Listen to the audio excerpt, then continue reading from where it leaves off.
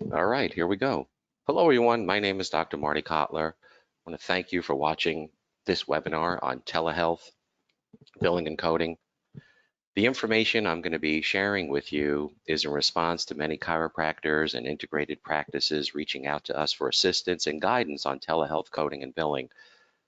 Questions we're getting is it even possible to get paid by insurance for these non-face-to-face services? You know, chiropractic is a very hands-on profession. So how can we utilize our services through this public health emergency? So all I'm trying to do here is help out as much as possible and provide good quality information as soon as possible for free. Today is Thursday, March 26, 2020. I did a webinar on Monday. Things have changed already. Just in the last 2 days, there are things that have been updated and changed. So today is March 26, 2020. We're going to be doing another one of these webinars in the next couple of days, giving you updates. So stay in touch with us. Here's my little disclaimer. Um, the information in this webinar has not been vetted by an attorney. I haven't had time to share all this information with my coding advisors and attorneys that I usually um, consult with prior to putting out this information. So there are legal implications to providing telehealth services. Target coding does not provide legal services. I've made every attempt to make certain the information in this presentation is 100% accurate. However, it's not guaranteed. Again, my name is Dr. Marty Kotler. I am a chiropractor. I practiced for 16 years prior to starting my company, Target Coding. I'm a certified professional compliance officer. I'm a certified billing and coding specialist. We've been helping thousands of chiropractors and their staff members over the last 14 years with coding, compliance, billing, documentation, Medicare, HIPAA. And I consider myself kind of unique because most chiropractors are not certified coders. Most certified coders are not chiropractors. So you'll see how I take a unique approach to, being in practice. I know what it's like to be in the trenches, and now being a coding expert, I combine the two to show you how to make sure you're maximizing reimbursement. Make sure you're following all your local laws and rules, even if you're a cash practice. We work with a lot of doctors that are cash practices. There are still things that you need to do in order to comply with your local laws, rules, guidelines, HIPAA.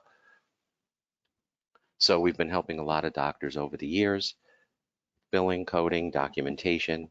I write articles for the major publications you see coming across your desk, like the American Chiropractor, Dynamic Chiropractic, Chiropractic Economics. I write articles for a lot of e-newsletters across the country. I write articles for a lot of state association newsletters. I'm a guest speaker at many state association conventions nationwide. I've written many books and training manuals on chiropractic billing, coding, and documentation. All right, so now another thing, just to be clear, this webinar is not about making money. You can provide free telemedicine services if you'd like. You don't have to do telehealth at all if you don't want to. You can charge cash for telehealth, or maybe if you do this and document everything you do, wait for the dust to settle, and then submit your claims in order to get paid by health plans. I don't know if insurance is going to pay chiropractors for this. We'll see. So here are the key points. Telehealth refers to the exchange of information from one site to another through an electronic communication. These are non-face-to-face patient-initiated communications. A lot of stuff has happened over the last 2 weeks. There's a public health emergency going on right now. A lot of this emergency stuff that's going on regarding billing and coding, it falls under this 1135 waiver. If we have time, I can get into that. But there are basically three types of visits.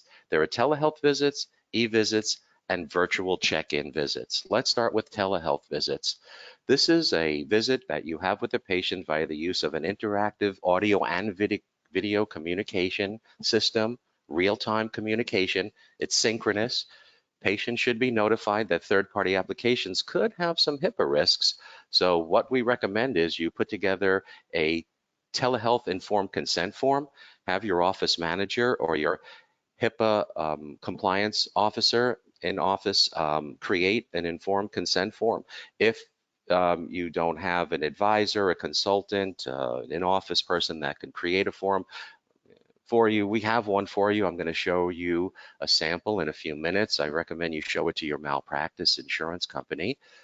Now, the type of communication that you need to have with a telehealth visit is through a platform like FaceTime, Zoom, Skype, Google Hangout. These are very popular platforms. Not recommended Facebook Live or TikTok. There's a lot of public viewing on that, so stay away from those platforms. And the codes you're going to use are your basic E&M codes, like a 99203 if it's a new patient. Now, these should be for established patients, but HHS is not going to conduct audits to see if it's a new patient or an existing patient. So, but most of these patients, if you're going to do this, are going to be existing patients. So you're looking at like a 99212 or 213, maybe a 214. This is where counseling and coordination of care becomes the key component. History, exam. Is it possible to do an exam over telemedicine? By the way, this is a question that might come up, that has come up by doctors and members of Target Coding. What experience do you have with telehealth? Do you have any clients getting paid for telehealth? I can tell you, prior to 2 weeks ago, in my practice, I never billed for telehealth. I didn't have any clients prior to 2 weeks ago asking me questions about telehealth. So I don't have that much experience in the past, but I could tell you, I've become an expert in this rather quickly. So an exam, how do you do an exam through telehealth? I'm going to use my basic knowledge right now and say, hey, if a patient has neck pain through through FaceTime or Zoom, you could have the patient turn their head to the right, turn their head to the left. You could do some range of motion. Obviously, you can't palpate the patient or adjust the patient or check for muscle weakness. Unless you can think of something, let me know. I'm just trying to think an exam. So basically history, clinical decision making, document these very well. We have a sample SOAP note that we're going to share with you a little bit later for a telehealth visit. So yeah, there's a lot of language in this telehealth billing and coding information that has come out. So I'm not going to bore you with a lot of this language. But right now, if you were to use, prior to this public health emergency, if you wanted to do telehealth with a patient, you could have, but it would have had to be done on a HIPAA secure platform. So the federal government and then HIPAA is relaxing the rules. They're saying, yeah, you could use FaceTime, you could use Zoom right now. It doesn't have to be, you don't have to have a BAA, but my recommendation, or basically under normal circumstances, you would have to do a complete risk assessment with a third-party platform like Skype or Zoom or FaceTime prior to incorporating it. You'd have to follow the steps and get a business associate agreement. So the rules are being a little bit relaxed on that, but make an attempt once the dust settles. Sign up. If you're going to do this, the recommended vendors by OCR that will sign a BAA that would work in a HIPAA compliant fashion is Skype for Business, Zoom for Healthcare, Doxy.me. That's a good one. I signed up for that one. There's more information there on that link.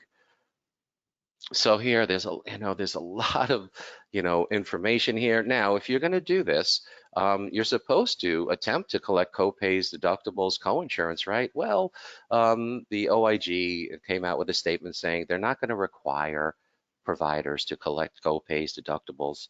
So that's good. And then there's back to that 1135 waiver. CMS has temporarily waived requirements that out-of-state providers be licensed in the state where they're providing services as long as they're licensed in another state. So yes, that might, you might go, wow, so I could do that across state lines. Be careful with that. You want to get state approval prior to implementing. Now we have EVisits. This is again, non-face-to-face patient-initiated communication. Now, here's where you need to use an online patient portal. This is a secure site where patients have 24-hour access. The patient needs to create a username and password. So here are the codes, 99421, 422, 423. Now, these are based on how much time you speak to the patient. So there's a lot of information on e-visits. Now, for physical therapists, for providers that may not independently bill for E&M services, there are different codes. So we have physical therapists can use these e-visits. Now, are e-visits telehealth? Not necessarily, because telehealth, according to Medicare, is one category. E-visits are not paid, in the same fashion. So there is a little bit of confusion out there. What's the difference between an e-visit and telehealth? Officially e-visits is not considered telehealth, but here are the codes that a physical therapist would bill for an e-visit: G 2061, 2062, 2063. Again, it's based on minutes. PTs may need to use a different place of service. We're going to get that in a few minutes. And there are a few modifiers I'm going to get to, the CR modifier. Now, here's a question we're getting for PT. Does the GP modifier need to be appended? 3 days ago, it was no. Yesterday, it was yes. Will the services count towards the annual therapy dollar threshold for PT? 2 days ago, it was no. Now it's yes. So G codes for Medicare. Now, there are online evaluations we're going to get to for commercial payers. That's the 98970 through 72. And then we have virtual check-in visits. This is a brief check-in with a patient. This could be telephone or video. The rules are a little bit relaxed. The others have to include video. This could be a telephone if necessary. So these are virtual check-ins. Virtual check-in, brief communication, 5 to 10 minutes. That's it. G2012. Now there is another way to communicate with patients where they send you information and then you store it and then you get back to them. There's this back and forth. That's 2010. HCPCS code's 2010. Patient's going to submit information to you. This is the 1135 waiver key points. This is this talks about, waiving the requirements for certain things, temporarily suspended the enrollment, waiving requirements across state lines. So we'll get into this in a future webinar. Stay tuned. We're going to get into this a little bit more. Next webinar, we'll go over this. And there's, the difference between telehealth, telemedicine, e-visits. So telehealth is that broad sense. I've heard, doctors saying, well, shouldn't we call it telechiro or telerehab or telechiropractic? In my opinion, you can call it whatever you want. Just follow the rules. So down here, we'll get into this on future webinars on the difference between e-visits and telehealth. I just want to get this out as soon as possible and try and get this information to you in the little bit of time we have during this free webinar. As far as billing goes, so now here's one of the questions we're getting. How do we bill for these services? First step is bill. Second step, get paid, right? So one of the main things you have to do as far as billing goes is change the place of service, right? You're doing telehealth. There is a specific place of service code. It's the number 2. So that would need to be changed, right? If you do typically, if you see a patient in your office, it's the number 11, right? Now, if you go to the patient's home, it's 12. Well, for telehealth, it's 2. And then we have some modifiers. Let me get into these modifiers. So 95 is synchronous telemedicine service rendered via real-time interactive audio and video telecommunication system. CR. For physical therapy. I'm pretty sure you're going to need to use the CR modifier, which is it indicates that the service was related to some sort of catastrophe, emergency, a disaster. GQ is via asynchronous telecommunication system. GT via interactive audio and video telecommunication system. Now, United Healthcare said that they will reimburse as part of their policy. I'll show you in a minute. They're going to reimburse for telehealth services, which is recognized by CMS and appended with certain modifiers and recognized in the AMA code book under Appendix P. Most of you are not familiar with Appendix P. This is something that certified coders would look at. So Appendix P has a list of codes. And it says they may be used for reporting synchronous real-time telemedicine services when appended by modifier 95. You see, that's a big modifier, that 95 modifier. These codes involve electronic communication, That includes minimum audio and video. Now, for the place of service number 2, the formal definition is the location where health services and health-related services are provided through a telecommunication system. Now, physical therapists, careful, I'm just, stay tuned, stay in touch with us so we can get more clarity on some of these things. Like I'm hearing for the place of service for PT, it should be where the provider is physically originating from. So if you're doing a telehealth service and you're in your office, well, it might need to be the number 11. If you're doing the telehealth service and you are located in your home, it might be the number 12.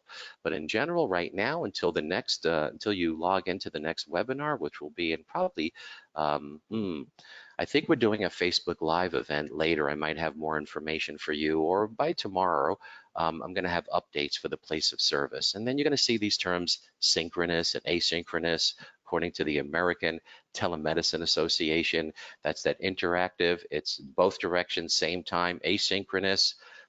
It's not as clear. The term describing store and forward medical images, separate time frames, doesn't take simultaneously. So there's a big difference between synchronous. We're going to get into these terms a little bit later. I'm sorry, in a future webinar. Yeah, so I've been gathering the policies for many of the insurance companies on telehealth. So this is from United Healthcare. In a future, in an upcoming webinar, I'm going to get into specific codes that these insurance companies are going to be covering for chiropractors, how much they're going to be paying. We're going to get into very state-specific rules and guidelines. Some states don't want to pay for telehealth. Some have made an emergency order, like in Arizona and New Jersey. So this is Blue Cross Blue Shield of New York. This is their policy on telehealth. This is the announcement that Governor Murphy made in New Jersey to expand telehealth. So yeah, a lot of states are taking action. Blue Cross Blue Shield of Illinois came out their position on telehealth. This is Blue Cross Blue Shield of North Carolina's policy on telehealth. Blue Cross Blue Shield of Rhode Island, South Dakota. Yeah, you're going to now for your Medicare Part B patients, if you're going to do telehealth, that's fine. Medicare doesn't pay chiropractors for telehealth, so update your ABN forms and your disclaimer forms. This is our form we give to our clients on their Medicare Part B. And then we have these telephone services, these non-face-to-face telephone services. So some insurance companies going to be paying chiropractors for these, I hope. Non-face-to-face telephone 441, 442, 443, again, based on the amount of time. Then we have these non-physician. Like who? Who's considered a non-physician? Like a physical therapist, right? That's the first profession you should think of. So these are these non-physician healthcare online digital evaluation, 989-70-7172. Again, it's based on minutes. And those codes are brand new as of January 1st, 2020.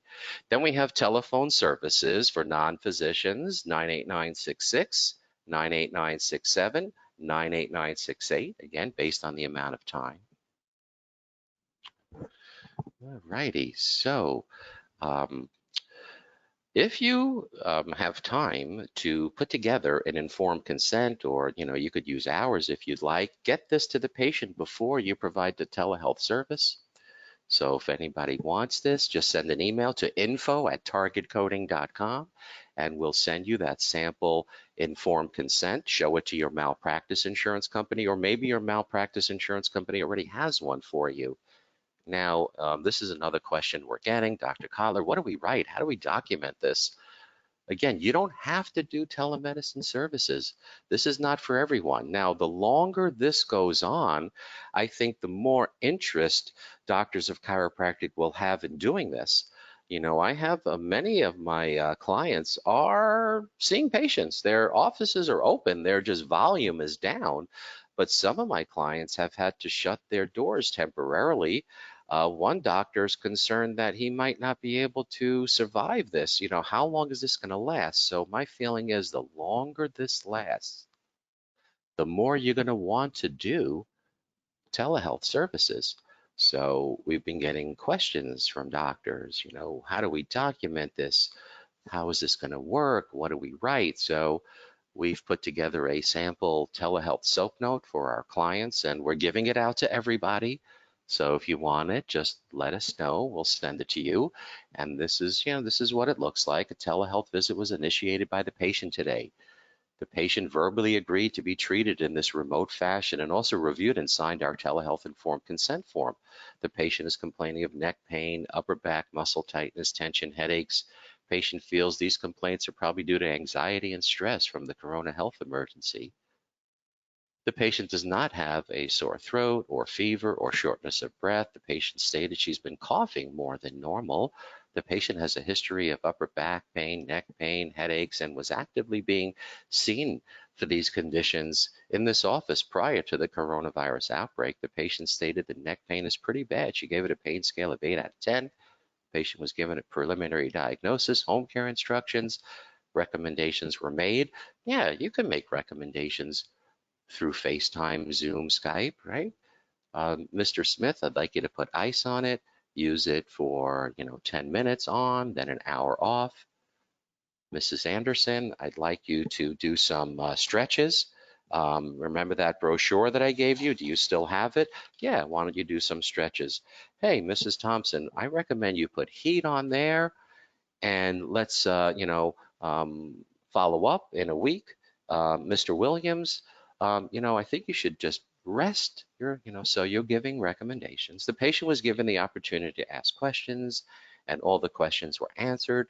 The patient was advised to call 911 if deemed necessary. The technology platform used was Zoom. The total time spent for this encounter was 15 minutes. Oh, yeah. So we're going to be putting together the fees for all the codes. That's coming up in a future webinar. So here are some action steps. You have to check with your state board to see if telehealth is okay in your state. It is in most states. If your state board can't help you, then your state association should be able to help. Hopefully you're a member. This is the best time to become a member of a state association or the ACA or the ICA. To me, it doesn't matter. You should join something to stay in the loop with your state. If you don't want to join your state association, then just at least stay in the loop with us, because we're going to be giving everybody updates and alerts and bulletins as stuff comes in. Make sure you sign up for our Facebook page, our Instagram. We're doing Facebook Live a lot over the next few days, so you might not need to wait for the next webinar to get the most recent changes. Things occurred last night. I was up till 2 in the morning reading all the changes from all the colleagues and all my other friends and colleagues and billing experts that I have in the industry, inside chiropractic and outside of the chiropractic industry. I've been communicating with a lot over the past couple of days. So things are changing all the time. So if you want to do this, notify your patients. Let them know that you're going to be offering these services. Have a game plan, get together with your doctors. A doctor has to do the telehealth. You cannot have a CA doing these. The doctor needs to do them. So, but patients still need to make appointments. And if, some of my clients, I have a client, he has 14 associate doctors. He wants to keep these doctors employed. So he is going to start assigning telehealth appointments to his associate doctors to do from home. So for telehealth visits, Zoom, FaceTime, Skype, it's okay, but remember, you try to convert to a HIPAA compliant platform as soon as possible, especially one that will sign a BAA. For e-visits, you need to use that online patient portal. Check the health plans that you bill on telehealth. I gave you a whole bunch right now. Insurance companies are expanding their telehealth benefits. It could save them a lot of money. It could save everybody a lot of money, actually. Now, payer policies are being expanded and revised daily. So if you're going to submit claims, try to verify coverage prior. Hopefully the insurance companies are there answering the phones. There's no guarantee you're going to get paid for these telehealth visits. And actually, you don't have to charge at all if you don't want. Co-pays, deductibles are going to be waived. So you don't have to collect that from the patient. Ask your billing company. We do billing services now. So we're assisting our clients. We're doing the billing out for these services. Keep in touch with us again, because we're going to have our clients be the guinea pigs, so to speak, and start submitting claims the way I described in this webinar, and we're going to see how payments come in, and then I'm going to share all of the information. I'm going to show EOBs on a future webinar, so stay in touch with us. Contact your malpractice insurance company about telehealth services, and maybe you want to do home visits. That's a whole nother category we're going to be covering in a future webinar while this public health emergency is going on. Contact your malpractice insurance company, ask them for a telehealth informed consent form. Find out if they even think it's necessary. I haven't had time to contact my friends at the malpractice insurance companies that I recommend. I don't know if you need to have a separate form. I'll let you know on the next webinar. And the other thing is, many chiropractors are not as busy. They have staff members that are not as busy. Now is the best time to catch up on target coding, billing, and coding videos. We have great videos that you can get out to your staff. I tell you, how much Netflix binge watching can you do? How many reruns of Seinfeld can you watch, right? So start catching up, because this is going to be over soon. And if you get to hit the ground running right now, you know what I'm doing? I'm writing my next book because I have some downtime. I'm writing my next book. So when this crisis is over, I'm going to have a brand new book that I'm going to be presenting to the chiropractic profession. So, you might as well catch up on work. Check out your accounts receivables, get your staff calling insurance companies, following up on claims. Again, watch our videos. It's better than watching Hulu all day, I would think. So just a few closing comments. Here's our contact information. Email info@targetcoding.com, website targetcoding.com, telephone number 1-800-270-7044. Our HIPAA secure fax number is 1-844-831-2347. Stay in the loop with us. A lot of changes going on all the time. Facebook, Instagram, YouTube. We have a YouTube channel. If you subscribe to my YouTube channel, as soon as I upload a video, you'll get a notification. Twitter. You have questions about this webinar or any question about billing, coding, Medicare, HIPAA, set up a free consultation. So those of you that are listening to me for the first time, you might not know what we do. So at Target Coding, before we get to questions and answers, let me just share what we do here. Besides these webinars, we have products, we offer services, on-site trainings, one-on-one consulting. We install policy and procedure manuals and HIPAA compliance programs and Medicare compliance programs. It's not that hard. We do all the major heavy lifting for you. With our compliance, when it comes to compliance, I look at it like cars. You could buy a Honda. I love Hondas. Hondas are great cars. We don't sell Hondas. We sell Mercedes, Ferrari, BMWs, and Bentleys here at Target Coding, because we do most of the work for you. We have, it's more of like a VIP concierge service. So that's what we do as far as our HIPAA compliance and Medicare policy and procedure manuals. We have quite a few doctors that have gotten in a lot of trouble. Couple of doctors that we've been worked with have had some serious issues, and they always say, Dr. Kotler, if we installed or implemented your billing and coding policy and procedure manuals, we could have prevented fines, penalties, and even one doctor who's going to be coming on a future webinar. He is unfortunately going to jail. And he recently sent me an email saying, Dr. Kotler, if I would have installed your billing and coding policy and procedure manual, there's a good chance it would have prevented me from going to jail. So yeah, serious stuff. He's going to be coming on sharing his story. Memberships, yes, we offer monthly memberships. Some are pay as you go, no contract. Seminars, webinars. There's our compliance program.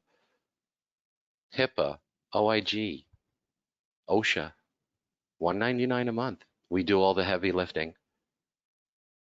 Again, we have doctors that they have downtime, so they're doing this now. Is this the right time for you to install policy and procedures? I don't know. Maybe, maybe not. Dr. Tolk, getting compliant is not something you look forward to. However, target coding made it simple and easy to digest. And when it was over, it was one of the best things I ever did for my practice. Thanks so much.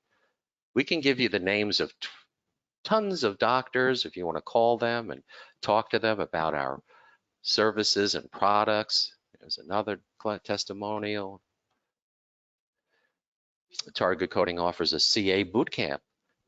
We've put together, I mean, my staff and I spent a lot of time. We took out a whiteboard and we looked at every possible job description a CA could have, from front desk and patient relations to being the back, doing the billing and collections, to helping out with the therapies and doing the SOAP notes, to being the compliance officer for the practice.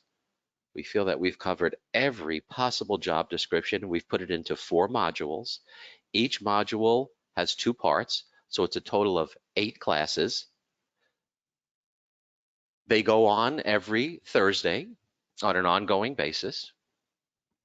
We've had a lot of good feedback on our CA Bootcamp. Let us know if you're interested in that. This is one of our membership programs. Like every week we do a webinar. We usually charge $99 to $149 for our webinars every week, our paid webinars. Some of them include CE credits. If you're a basic member, it's all included for $99. Instead of paying $99 a week per webinar, you get all of them for $99. Wow, it's a pretty good deal. So that's our basic membership. We also have silver and gold memberships. Again, this is not the best time to talk about ASH, but maybe you're having problems with ASH. Maybe your staff are so frustrated because you can't get more than 2 visits approved. How about, the longer this goes on, the more your CAs are going to want work. Give them a training. So you might want to have them do a ASH training with us. We have live trainings. We have videos on ASH. We now do credentialing. My nephew just graduated chiropractic college 2 months ago from Bridgeport Chiropractic College, just got his license. So we're helping him get his NPI number, his PTAN number, his CAQH. He's getting a good deal because he's my nephew. But yeah, if you are a doctor that needs to, revalidate there are extensions to the deadlines. But PTANs, NPIs, maybe you need to reattest. So we offer credentialing services now at Target Coding. We also do billing. If you're interested in outsourcing your billing to us, let us know. We can tell you about how our program works. Forms, yeah, I showed you a sample SOAP note form. I showed you that sample informed consent form. Those are all part of our packet of forms, letters, logs, templates. It includes 75 chiropractic. We also threw in some physical therapy, acupuncture, all the Medicare forms, all your HIPAA forms, letters of medical necessity, fight back letters. They're all in this packet of forms. So we sell forms. We don't sell software. But I could tell you, I don't care what software you have, Genesis, ACOM, doesn't matter, ChiroTouch, you still need forms. Some doctors just want us to do a checkup on their SOAP notes. We can do that too.